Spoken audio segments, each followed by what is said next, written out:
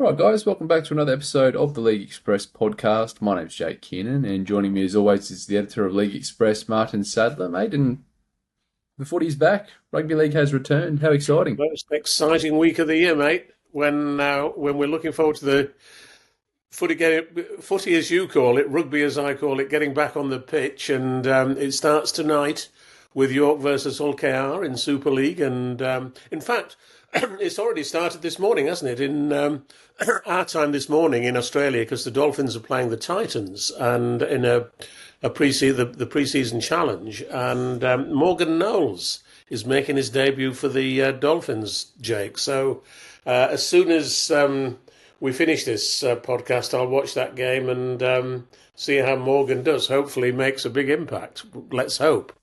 Yeah, mate. Well, if he can carry that form that he showed in the Ashes series into his first match, I'm sure he'll do just fine. And you and I were talking before the podcast. I had a look at the team list. He's named in the 13 jersey to start for the Dolphins. So I'm really looking forward to seeing how he goes.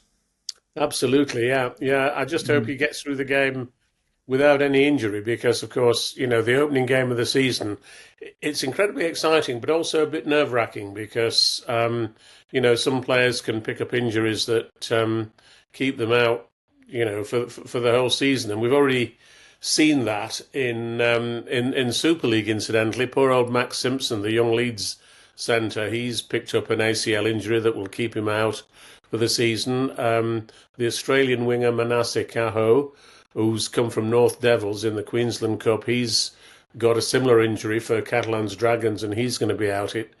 It just seems to happen every year, mate. And it's the one thing I don't like about rugby league. The profusion of injuries, particularly serious ones such as ACL injuries, which keep players out for such a long time. The only positive thing about that, by the way, is that at one time, if you got an ACL injury back in the old days, it ended your career because it couldn't be put right, or at least it couldn't be mended sufficiently to allow you to play again. But modern surgery being what it is, of course, it's not. It doesn't kill your entire career, but it certainly puts it on hold for a long time. So our best wishes, I'm sure, to all those guys who have suffered such season-ending injuries already. You remember last year, it was Mike Acevo of Leeds Rhinos who didn't quite manage to get to the starting gate because he got that injury in a pre-season game. Hopefully he's going to be on the pitch fairly soon for Leeds, although he's not playing, I don't think, on Saturday night for Leeds at Lee, but I think his return to action is pretty much on the cards. So let's hope he has a great season as well. And, he'd provide so much excitement for Leeds fans and for fans more generally. So, let's wish him all the best as well. Yeah, definitely, mate. And it's always hard for a player when they do have those injuries at the start of the season. But I can only imagine how much more challenging it is when you've just moved from Australia to the other side of the world. You're probably just getting used to, the new environment, your new team environment, Cold and then to weather. have that injury happen, Yeah. it must just be, yeah. So I don't know. If it was me, I mean, the temptation to get on a plane and come back home would be very strong, but also, Oh, gosh, yes. Yeah. Well, I think you Mike know, Acevo did spend most of his time back in Australia last year, when I believe so. Don't quote me on that. So I'm not absolutely certain what his movements were. But you certainly couldn't blame him if that's what he did, could you? yeah, no, that's right, mate. Now, before we get into anything today, mate, we've been ramping up our content on social media. I know Stephen's been doing a pretty good job with our Instagram and TikToks and putting some of the clips from our podcasts up onto those platforms. So just want to remind the viewers and listeners, if you do want to catch some of the short form content and plenty of news updates, head along to our Instagram account, Total Rugby League, and our TikTok, which is Total RL, and those usernames will pop up on the screen. But let's kick off today's episode, mate, with the readers' poll. I'm not sure if you've had a look at this one yet, Martin, but which game in the opening round of Super League will have the most tries scored? If you had to take your pick, mate, what do you think the leading vote will be? I think the leading vote is almost certainly York v Hull KR, tonight's game. And I think most people are thinking the vast majority of those tries will be scored by Hull KR. It seems an odd game in a way to start the season with, because you wouldn't expect it to be a close game with the champions playing against a newly elevated team in Super League. But apparently it's been organised because Hull KR they requested a game against York in the first game of the season, presumably to give them a bit of a gentle run-in before the World Club Challenge game next week. So that will almost certainly be the winner of that poll. And I think you can probably say the better the game, the closer the game will be, the more or the fewer the number of tries. So on that basis, Jake, I would think that Warrington v St Helens would probably come bottom of the list alongside Lee versus Leeds.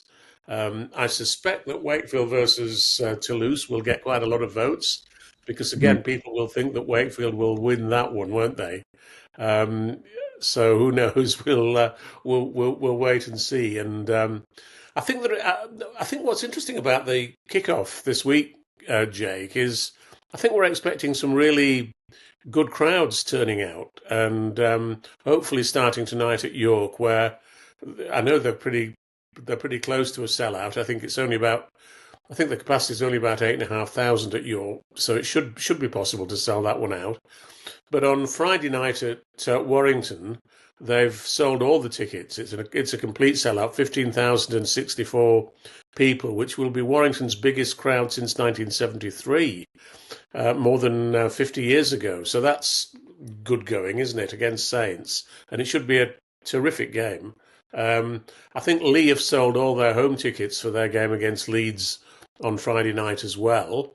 So that will be very interesting to see. Not sure how many fans Leeds are taking, but I would suspect they'd take quite a lot.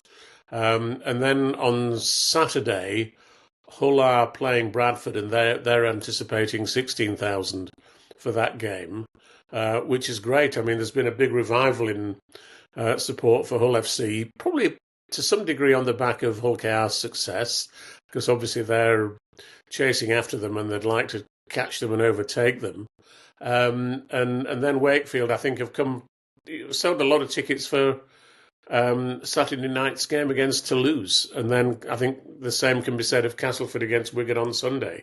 So it's things are looking good by all accounts, and there are some really exciting games to look forward to, and I just hope to see most of them by hook or by crook. There are some compelling matchups, I think.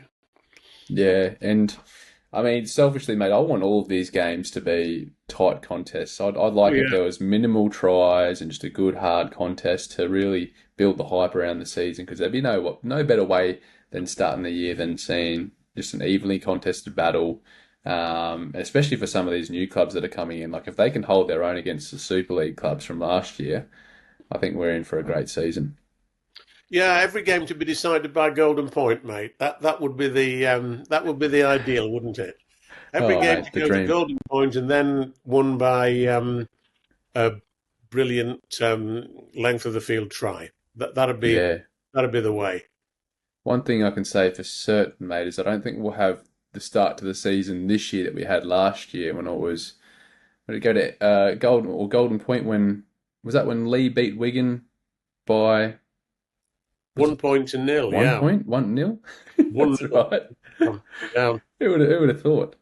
yeah. But yeah, I'm sure there'll be a few more points scored in the York versus Hull KR game. I'd be very Um, surprised if we got any more 1-0 scorelines. yeah, absolutely. All right, mate. Now, before we get into some of the news points, the Challenge Cup matchups that took place over the weekend. Obviously, the game we had most of our interest, I guess everyone had interest in watching, was the London Broncos versus Bradford matchup. What did you make of that battle? And that one was on BBC iPlayer, wasn't it? Yeah, it was. It was a great game, and London were leading at half time by 8 points to four.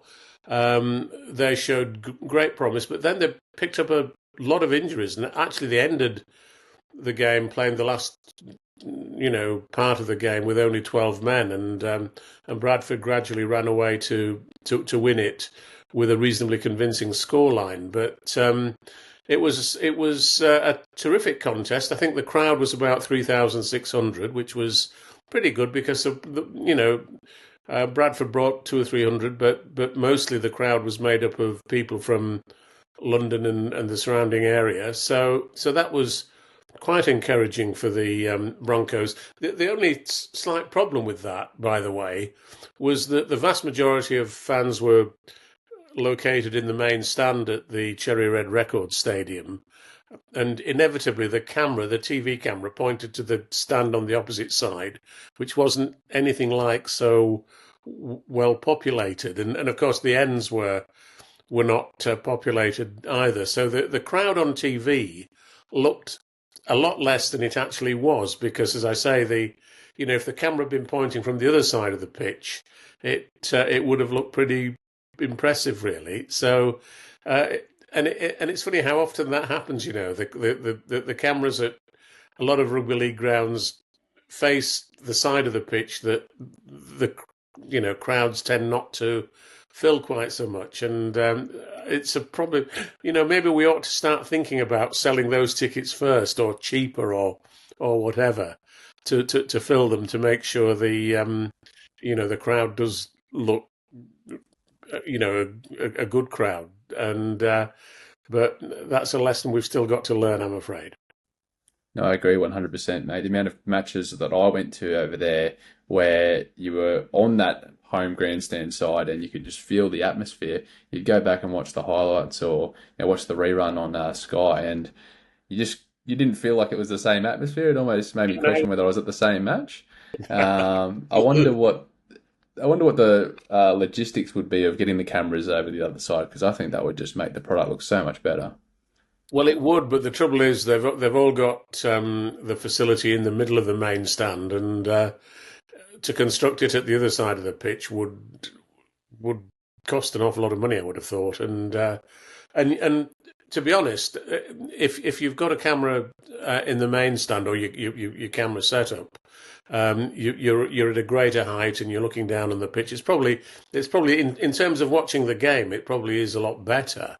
But as I say, it's just the fact that the stand opposite is just often only half populated, so to speak. Hopefully that won't be a problem this weekend, though, particularly at Warrington, because the whole place will be jam-packed, hopefully, so with the sellout. So that's great to look forward to. Yeah, it's that'll be a great atmosphere down at Warrington. I was just looking at the other score lines here, mate. Widnes looks like they put up a pretty good fight against Leeds, 25-12. Oh yes, yeah. Witness look quite impressive, and they will be a major threat to any other club in the Championship this year. I think they just run out of steam a bit at the end, and there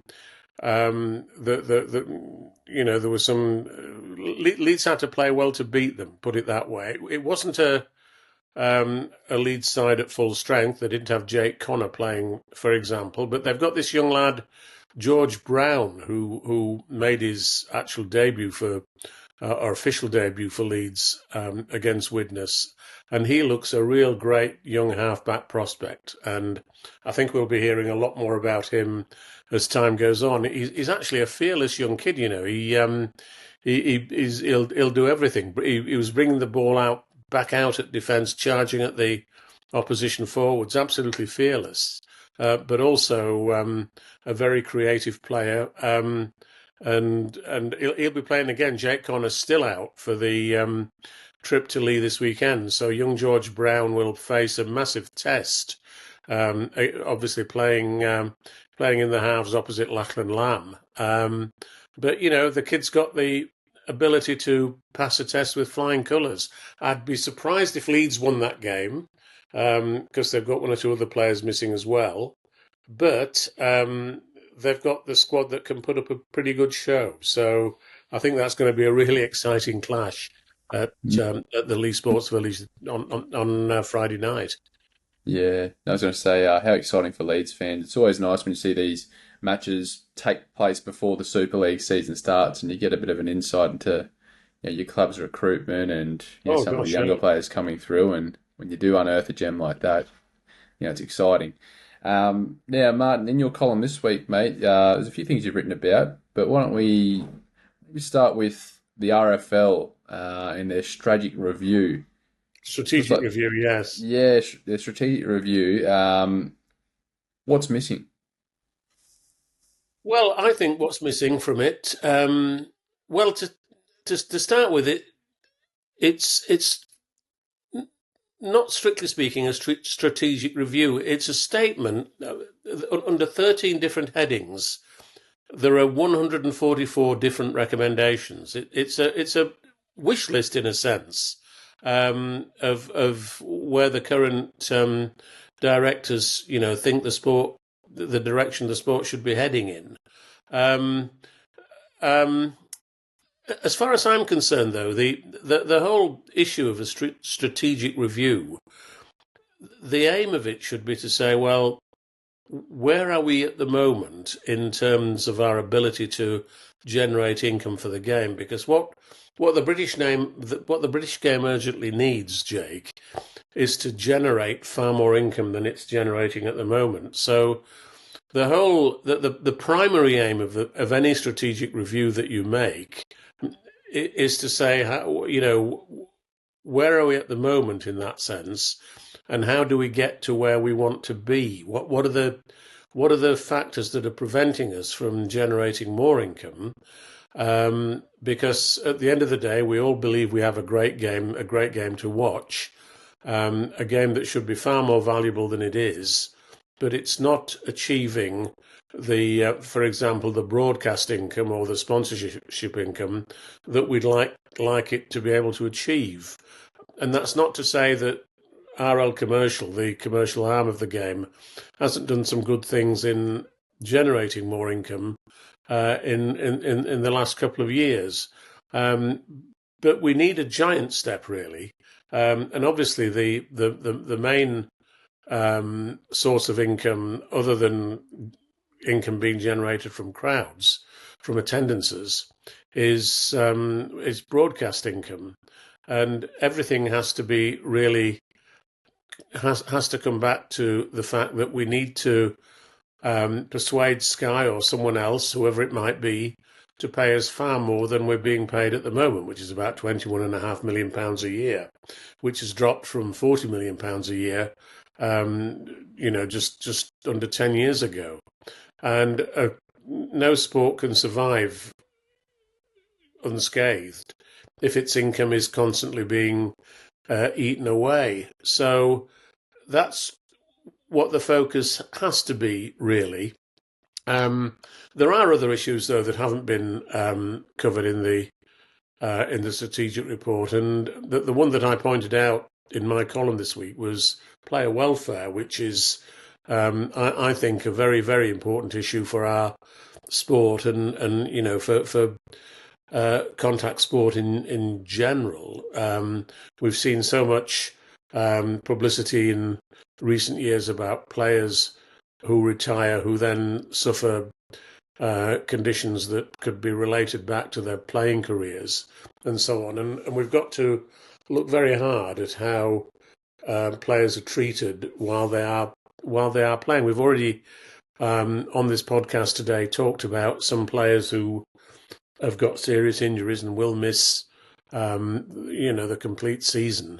Those injuries are unavoidable. You can't do anything about them, really. But we've got to make sure that all players are treated with the utmost consideration, not just in their playing career, but when it ends as well. And how because of course rugby league players, unlike football players, don't earn enough in their playing careers to be able to sort of retire, in their mid-30s and live the rest of their lives in comfort. They all need to move on and find alternative ways of making a living. And I think it's very important that they are given guidance, for example, on how to do that and what choices they might make. So that's one thing that I mean, I'm not complaining about the issues that were in the strategic review, and there are some quite contentious matters in there, and the one that got most of the publicity, for example, was the suggestion that we might conceivably move the Challenge Cup final away from Wembley when the current contract expires in 2027. I think that would be a terrific mistake, but I suspect that was raised because the RFL knows it's going to have to renegotiate a contract to play at Wembley with the Football Association.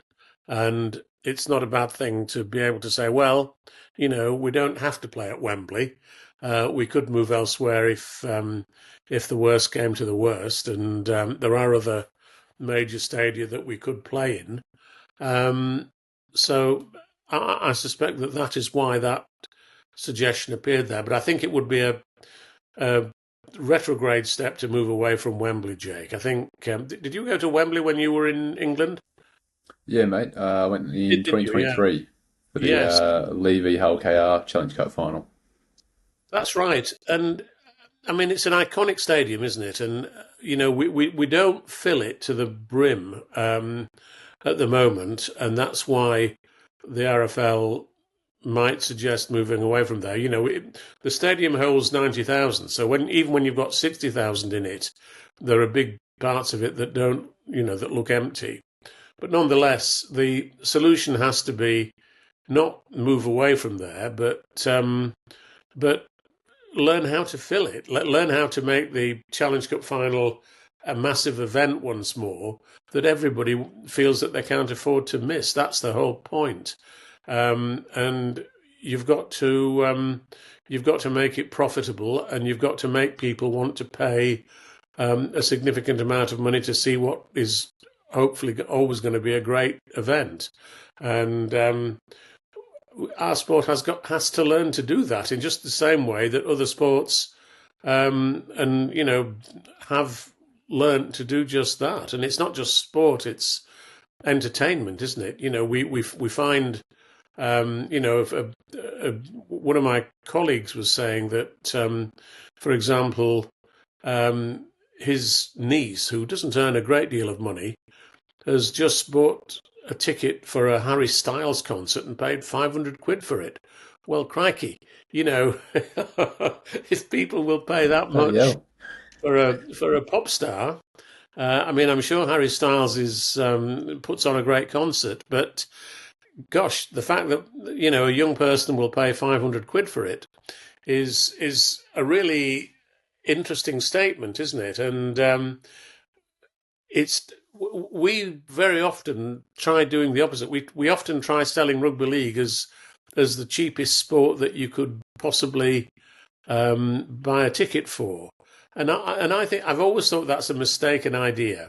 If you actually sell tickets at a very cheap rate, you're saying it's a cheap event, and somehow you've got to persuade people that it's worth paying, what should be the going rate for a major event such as the Challenge Cup final. And we've got to, as I say, learn to make it profitable and learn to fill that stadium, and forget all this talk about moving away. I can almost guarantee, Jake, that if we moved away from Wembley, let's say we took it to Arsenal, which does hold 60,000, I don't think you would get 60,000 people going to the cup final at Arsenal. You'd probably get 40,000. So then you might say, well, let's move to a 40,000 stadium. Let's move to Chelsea at Stamford Bridge, which holds 40,000. You probably then get 30,000 there. You'd keep, you'd end up in a stadium holding 5,000 at the end of the day if you're not careful. It's a retrograde way of thinking. You've got to, if you're occupying a stadium that holds 90,000, then you've got to learn how to sell 90,000 tickets. That's the point. And I think, the aura around Wembley, I mean, you hear former players talking about their trips to Wembley. Over here we hear of rugby, like Australian players that have gone over and how fondly they speak of their trips to Wembley, playing in the Super League. It's like, if you do change that venue, you lose that aura from the Challenge Cup, I Of feel course you like. do. And Yeah. yeah, a stadium that has so much history, and you look at all those old highlights, the old Wigan highlights, and it just wouldn't feel the same, would it? I know No, maybe the no. RFL will try and would you see the RFL, would they potentially move it and use the new Everton Stadium as a bit of leverage, considering that they've taken the Ashes there, they're taking the Magic Weekend there? Could you see them trying to use that in negotiation? Well, I certainly they might do. Although I would think that the Challenge Cup final, there are two elements to it, aren't there? One is London, and the other is Wembley, and of course Wembley and London coincide. I suspect if they took it away from Wembley, though, they'd still want to keep the London element. So they'd want to move to a Tottenham, Arsenal, one of those big stadiums that are great stadiums. There's no doubt about it, but are not Wembley. I think Everton is a fantastic stadium. You would have loved it if you'd been here for the Ashes game there. But I mean, I think Everton looks like a great Magic Weekend venue, and they've picked it for that. And hopefully, we'll be able to sell out both days of the Magic Weekend. Newcastle's another potential venue for a major. You could take it to Newcastle, I suppose, which the fans love going to. But as I say, I think there are. I think what we have to do as a sport is to create other big games that go to venues like that. Um, and another little thing that was mentioned in the strategic review that's not been brought up much by people is the idea that's been floated to take big games to neutral venues, Super League games to neutral venues. And, there's some talk about Wigan and Warrington taking a game to Dublin, for example, which I think would be a great thing to do. But if they're going to go there, again, you might as well book the Aviva Stadium, which is the big stadium in Dublin. My fear is that we'll book a small stadium and make it look a small event. We've got to start behaving like a big sport. If we don't behave like a big sport, mate, nobody will think we are one. If you behave like a little sport, insignificant sport, then that's what you tend to get treated as by the wider general public. So we've got to learn to, I suppose you might say, punch above our weight, really. But if we don't regard ourselves as a big time serious sport, then nobody else will. And I think that is what we need to do. And we've got to find big events to take to various places around the country. I think taking a game to Dublin would be terrific. I'd love to see us taking a game to Northern Ireland, for example, to Belfast, to Scotland, and back to Wales, of course, because we see at the moment Welsh Rugby Union is in a terrible state. And I've said before that must give us an opportunity to take our sport back to Wales. I'd love to see somebody setting up a major professional club in a city like Swansea, for example, which looks as though it's going to lose its rugby union club in the near future. And I think that there are opportunities for us that are waiting to be exploited. So let's hope that we can do. But again, just on the basis of filling big stadiums, Jake, you'll know now, won't you, that the Melbourne Cricket Ground is going to host next year a NFL game. And I'll bet your bottom dollar that the NFL will be able to sell 100,000 tickets for that game. Even though it's a game that most Australians are probably not that familiar with, and probably wouldn't find that exciting, really. But the NFL's marketing operation is absolutely superb, and they will find a way to sell 100,000 tickets, and they won't sell them by selling them cheap. They'll sell them very expensively, but they'll persuade people that they urgently need to be there to experience a great live event. And that's the lesson that we need to learn, isn't it? Yeah, mate. And You're not wrong about the NFL. Like they had a an NFL flag football carnival here on the Sunshine Coast. It was towards the end of last year, and it was like an NFL commissioned event. So I walked down to the fields just to have a look, and the NFL branding was everywhere. There was flags in the ground. There was just, the little foam sponsors they have on the side of the fields was just had NFL branding all over it. And I spoke to a few of the head honchos there, and they were talking about, how it's the fastest growing sport around the world. And they just seem to be so aggressive with how they're trying to grow the game. And obviously, when you've got a bit of money, you can afford to do something like that. But Oh yeah. everything that they do is just done with extreme professionalism. And I think there's a lot we could learn from the way they market their game. Yeah, is flag football a bit like touch football? Is it without tackling?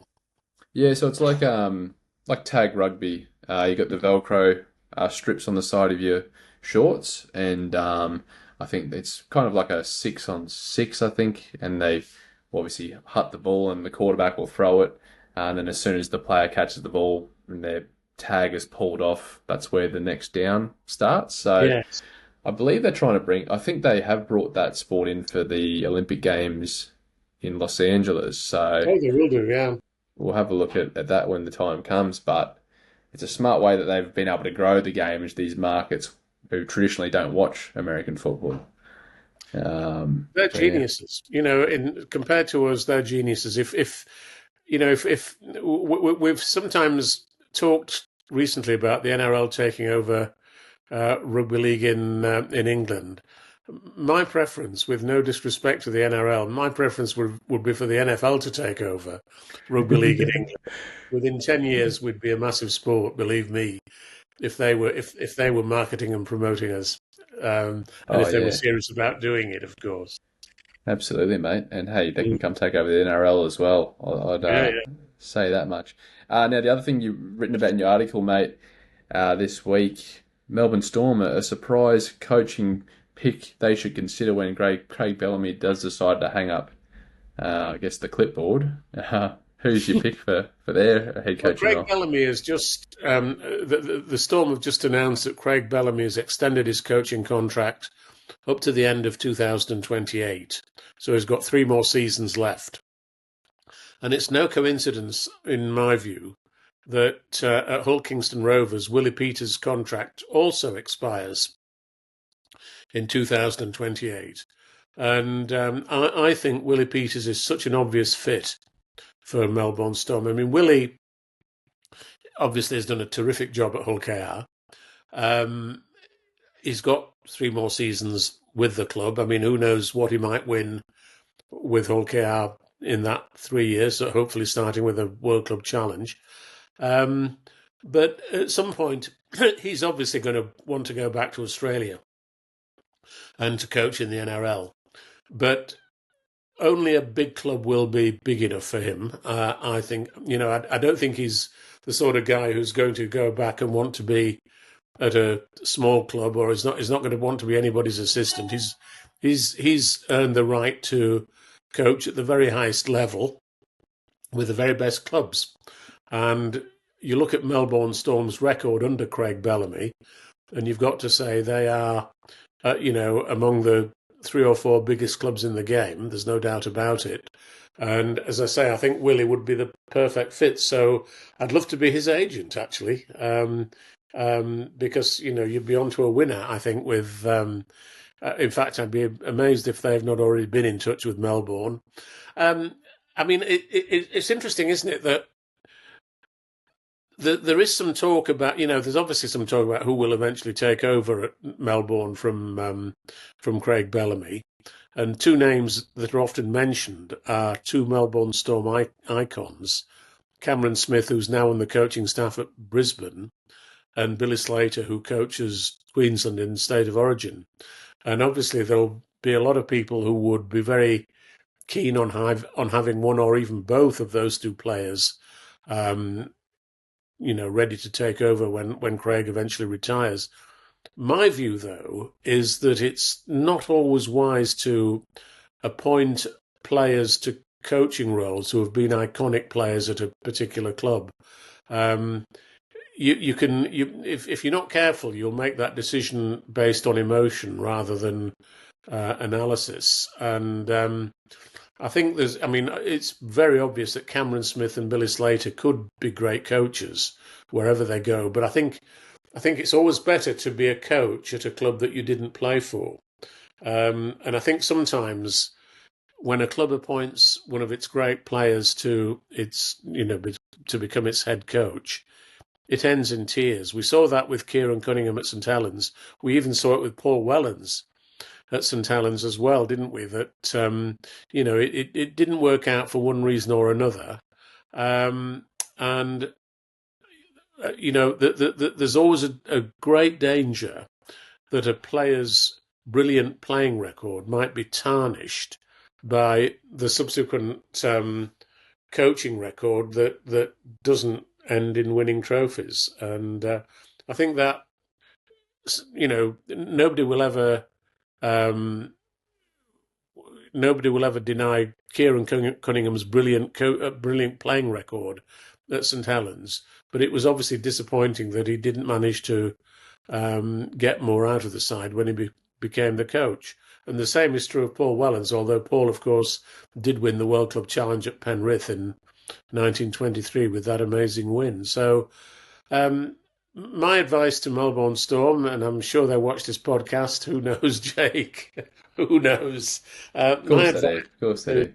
Would be to consider Willie Peters, and my advice to Hull KR would be to start planning now for who will take over from Willie when he leaves Hull KR, possibly at the end of 2028. And they do have Ian Watson and Luke Gale as assistant coaches at the moment, and by the end of 1928, one or both of those guys may be ready to step up into the top job there. Of course, Ian Watson did have great success at Salford, less so at Huddersfield, but he's a very dedicated coach, and Luke Gale is a very smart guy as well. So hopefully, Hull KR are planning for the day when Willie eventually departs, but hopefully that won't be for at least 3 years. Yeah, I think if you're Hull KR, all the things we've heard around what Willie's done for the culture there, you'd hope that whoever takes over from him is already in the system and can learn from him and just continue on what he has already started. And but yeah, you're not wrong, mate. I remember when the Broncos signed Kevin Walters as coach after the Anthony Seibold drama, and I just thought to myself, that's a bit of a mess Kevin Walters is trying to, put back together, and I thought, I just don't want him to tarnish his great playing career with the Broncos. And I don't think you could argue that he did. He got the Broncos to the grand final in 2023, was within minutes of winning it, albeit from the Nathan Cleary brilliance. But yes, we've seen it time and time and again where a player, just because you're a great player doesn't mean you're going to be a great coach. And more often than not, it's the average players that become great coaches, I've found. Oh, yeah.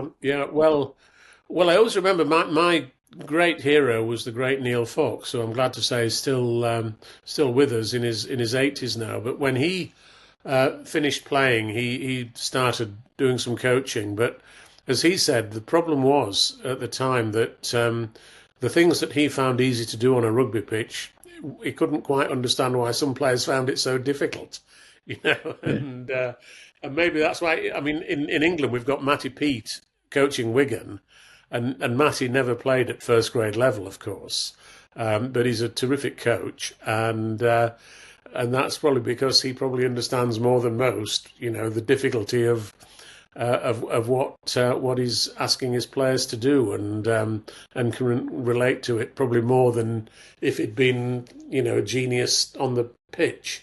So there is that. I mean, there are some great players as well who do make great coaches. So there's no hard and fast rule about that, Jake, is there? But No. nonetheless, coaching is a very different skill to playing. There's no question about that. I remember actually hearing, it might have been Scott Drinkwater talking on a podcast the other day about when he was youngster in that Melbourne Storm system, and I think it was him, he was picking Cam Munster's brain about why he did something in a game, and Cam Munster simply just said, I don't know. I just, some players are just so great, they just naturally do something off instinct and they can't explain why they did it, but it looks like it's planned the whole time, but it's just their natural instinct, and you Yeah, can't just teach talent. that. It's just talent, isn't it? So at the end of the day, some players are more talented than others, and that's why some players are great and some are not so great. But it all adds together to provide a great mix of to provide the game we all love to watch. Yeah, mate. And some people are born with it, So Yeah. other people like myself, unlucky not to get that talent. Yeah, mate. Some of the big talking points in the league at the moment. There's some dramas at Halifax Panthers at the moment. What's the Well, latest yes. there? Well, sadly, the company that runs Halifax Panthers has been liquidated because of money owed to HMRC for unpaid taxes, and the company was closed down effectively by the court on Monday. Most people thought that they'd get an adjournment, but one wasn't granted. So um, the club in its current guise can't continue. The game this weekend has been postponed. They should be playing Sheffield Eagles this weekend. Um, that club's membership of the RFL has been terminated because of the liquidation. But I'm told that there are some consortiums in Halifax who are trying to put together a new club at very short notice to step into the shoes of the existing club. And hopefully that will happen and they'll be able to carry on playing, to take over the Halifax club's fixtures for the rest of the season. It remains to be seen whether that does happen, but I certainly hope that it does, and we'll see. But following closely on from Featherstone Rovers having not been granted access to the championship this year, it's a daunting prospect to see clubs having these financial problems, Jake. And as I've said to you earlier, until we can start generating more money in the game as a whole, these problems are likely to be recurring. And that's obviously a matter of concern for everybody involved with the game. So, my best wishes go to everybody at Halifax. Obviously, all the players will now be free agents, the players who play for Halifax.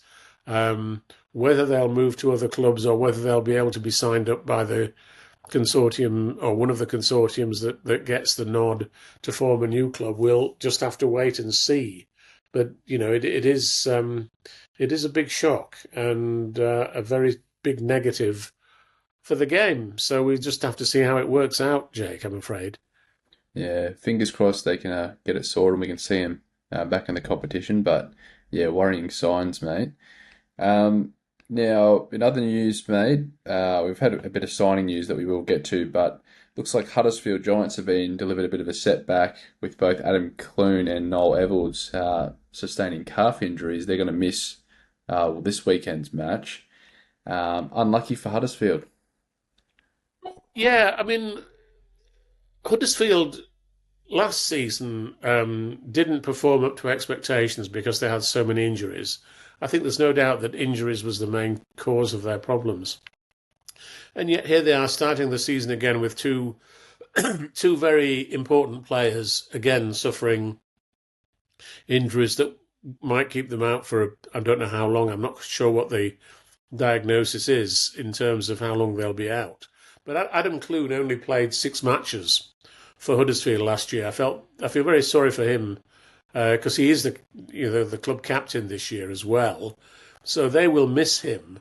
I think they'll miss Niall Evans a lot less than they'll miss Adam, though, because Niall plays at full back, and of course they've got young George Flanagan to step into that position.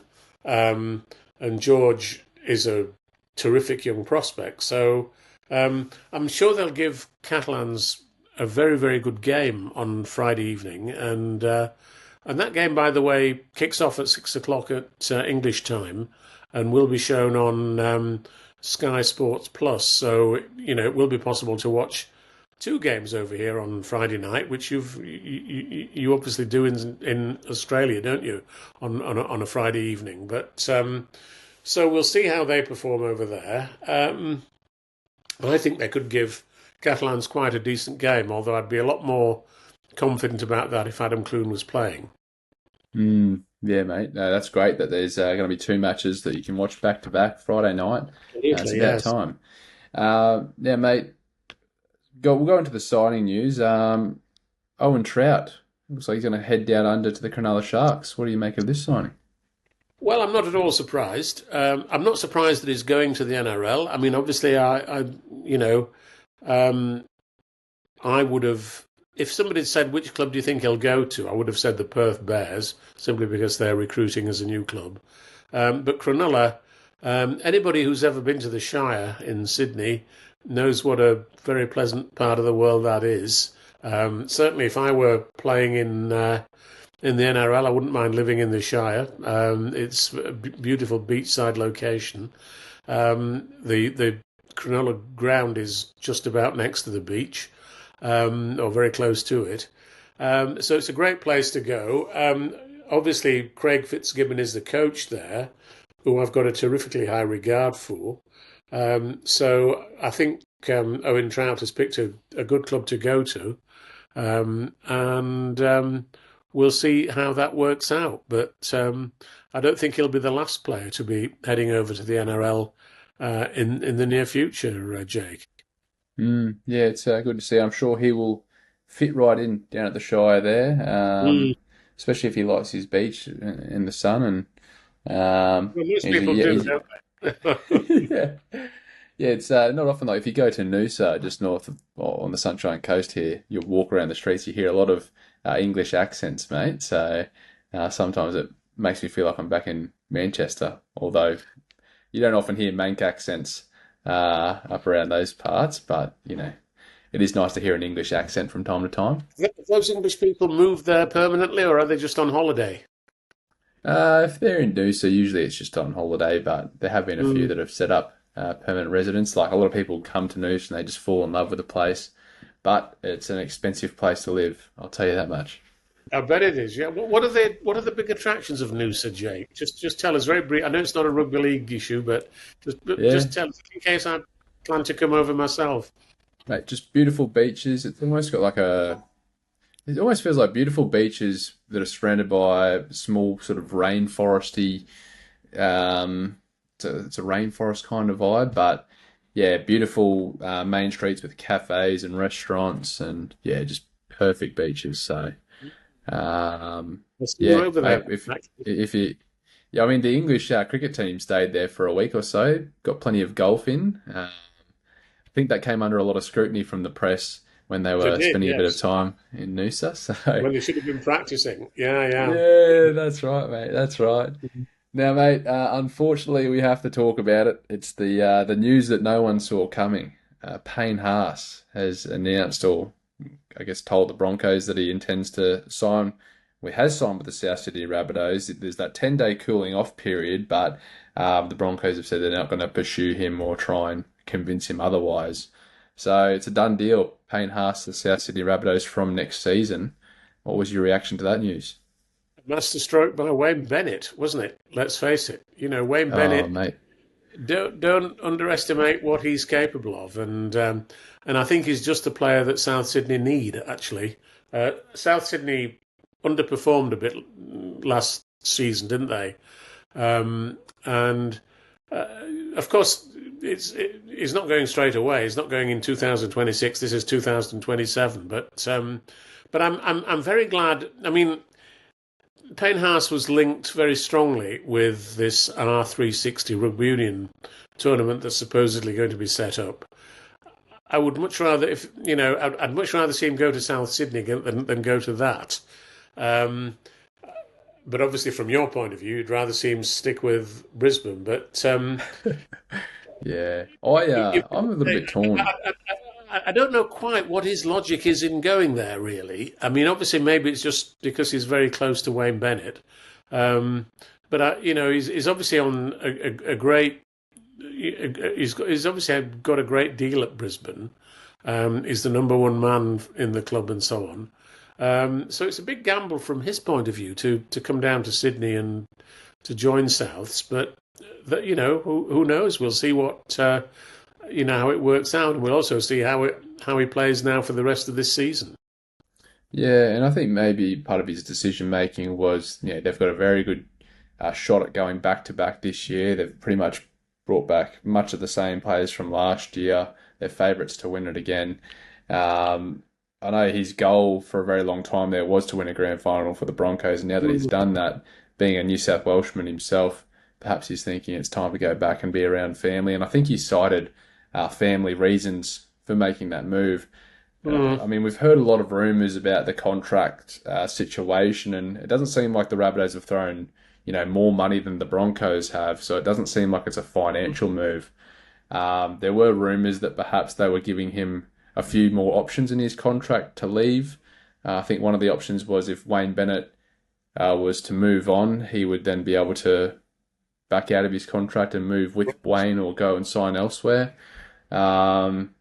And then there were some rumours that the Broncos weren't giving him those options. And if he does still have aspirations of joining R360, obviously he'd want to have those options in his contract.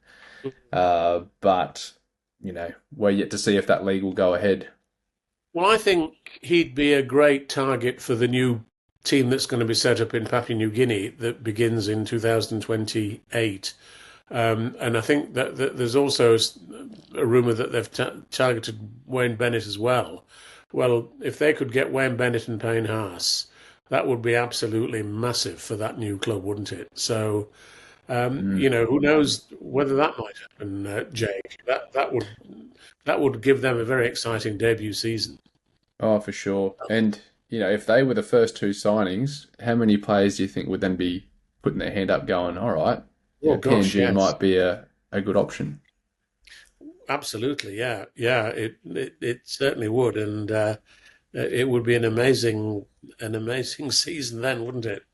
And I believe like the players that sign over there is a deal between governments that they won't have to pay tax over there, so it's tax-free salary, which should be even more appealing to certain players. Do you think we could persuade the Papua New Guinean government to allow podcasters not to pay tax, so we could move there, move A there little as tax well? haven for us. We could perhaps live in the gated community. Yeah. Um, Well, I'd be yeah. happy to live in the middle of the jungle if we. Oh, absolutely, mate. And Yeah.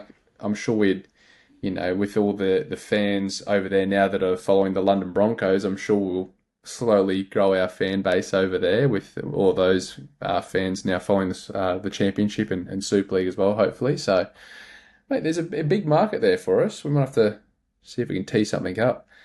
But, mate, I think that's about it news-wise. Should we look at this weekend's games? As we're approaching just over 50 minutes now, we'll Yes, we preview ought to this get weekend's through pretty matches. quickly. Yeah, Yeah. mate. Well, starting off tonight, York versus Hull KR. I think Well, you've there's only one mentioned who you result you think will can win in that. foresee. There's only one result here, and that is a Hull KR win, isn't it? So I think we could. But I hope York can give them a decent game. That's the point. I hope it's not as they played against each other in the Challenge Cup a year or so ago, and I think the score was something like 40 odd points to 2. I hope it's not going to be at that level um, tonight. Let's hope that York can get to within 20 points of Hull KR, and I think that'd be a success if they could. I'll be up early for work tomorrow, so I should be able to catch most of that game. I think it kicks off Mm, at 6 a.m. our time, so I'll be up and mm. be able to watch a bit of that. On Friday, we have Catalans taking on Huddersfield. Yeah, I would think Catalans would win that game. I mean, interestingly enough, I think the Catalans halfback combination, Toby Sexton and Lewis Dodd, will play a vital role for them this season. And I think it'll begin on Friday night And I think they might just have a bit too much guile for the Giants. But the Giants often do very well against the Catalans. It's a funny thing, but I think the Giants have actually got a better record against the Catalans than the Catalans have against them. So don't write the Giants off. They could they could produce quite a shock here. I think I'd go with the Catalans, but only fairly marginally. We might see a George Flanagan masterclass, perhaps, Well, mate. you never know. Yeah, you Yeah. never know. The other two matchups, we have Lee versus Leeds. Well, Leeds have got one or two players missing. Obviously, we mentioned Jake Connor. He's out of action, and Mike Acevo is not yet back. I don't think so. Lee, on the other hand, look reasonably strong, and I think they might just have a bit too much power, especially in front of their own supporters, for the challenge from Leeds. But I think it'll be a great game, and it certainly wouldn't surprise me if Leeds were able to snatch a win, perhaps late on. But it's going to be a really interesting game. I'm very much looking forward to it. Yeah, I've found in the past, Adrian Lamb, he just finds a way to get his club up for that first match every year. Then we've got Warrington taking on St Helens. Well, that's another incredibly interesting game, isn't it? I don't know who to go for here. Saints have got one or two players missing. Matty Lee's, unfortunately, their captain. I mean, who'd want to be a Super League captain? We've already mentioned Adam Clune having to miss the game with injury, and Matty Lee's will be out for between 7 and 10 weeks with a knee injury. So that naturally does weaken them a little bit. And in front of an absolute full house, I think Warrington will be desperate to win this game, and they need to start well. So I think the emotion of the crowd might just bring them home. I'll just go with Warrington on the basis that Saints are just going to be slightly under full strength. But Jackson Hastings playing for them, I think he's going to be a massive influence. So there's an awful lot to see in that game. Yep, yeah, definitely, mate. I'm looking forward to it. A bit of a coin flip for me, but yeah, we'll see. Hull FC taking on Bradford, mate. Well, Bradford. Some people think Bradford will struggle in Super League, and maybe they will, but I don't think they'll be a bad team. And I think they'll give Hull quite a stern test. They were. I thought they looked pretty good against London at the weekend, and Hull. I mean, Hull have signed some real good players this year, and I think Hull will do very well. So I think they'll beat Bradford, but probably by no more than about 10 or 12 points, I wouldn't have thought. Then we've got Wakefield taking on Toulouse, and that's on Saturday night as well, I believe.